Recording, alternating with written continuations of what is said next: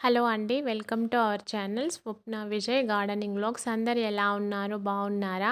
ఇక్కడ చూస్తున్నారు కదండీ! ఇదొచ్చేసి మాది ఇంకో బాల్కనీ. ఆల్రెడీ ఒక బాల్కనీ టూర్ అయితే నేను వీడియో అప్లోడ్ చేశాను.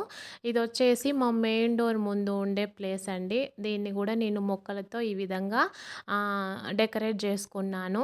ఇక్కడైతే ఆకులే ఇట్లా ఆకులే ఫ్లవర్స్ లాగా కన్వర్ట్ అయితాయి కదండీ! అలాంటి ఇండోర్ ప్లాంట్స్ అయితే తెచ్చుకున్నాను.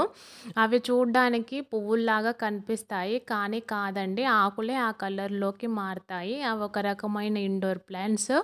ఇక్కడనైతే తులసి మొక్క పెట్టుకున్నాను. అన్ని మొక్కలు బాగున్నాయి. కానీ తులసి మొక్క చూడండి ఎంత సన్నగా ఉండిందో.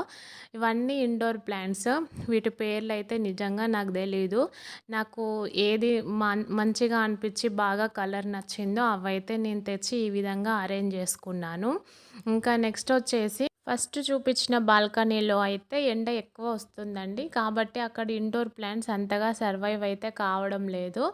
ఇక్కడ వచ్చేసి సరిపోతుందండి. చాలా తక్కువ ఎండనే వస్తుంది. వీటికి ఎంత అవసరమో అంత మట్టికి వెంటిలేషన్ ఉంటుంది. కాబట్టి ఇక్కడ మొక్కలైతే మంచిగా సర్వైవ్ అవుతాయి. మనం ఒక మొక్కను తెచ్చిపెట్టుకున్నామంటే మంచిగా ఉంటుందండి. ఒక 1 ఇయర్ వరకు కూడా అసలు ఏం పాడవ్వదు. ఆ తర్వాత మనం రీప్లాంటింగ్ కానీ, మనం ఫెర్టిలైజర్స్ కానీ ఇస్తూ ఉంటే ఇంకా మొక్కలు బాగుంటాయి.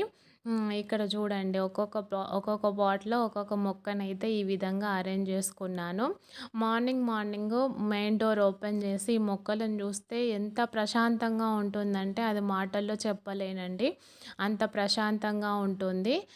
ఈ విధంగానైతే నేను నా బాల్కనీని అలంకరించుకున్నాను. ఈ చిన్న వీడియో నచ్చినట్లయితే ప్లీజ్ లైక్, షేర్, సబ్స్క్రైబ్ అండి.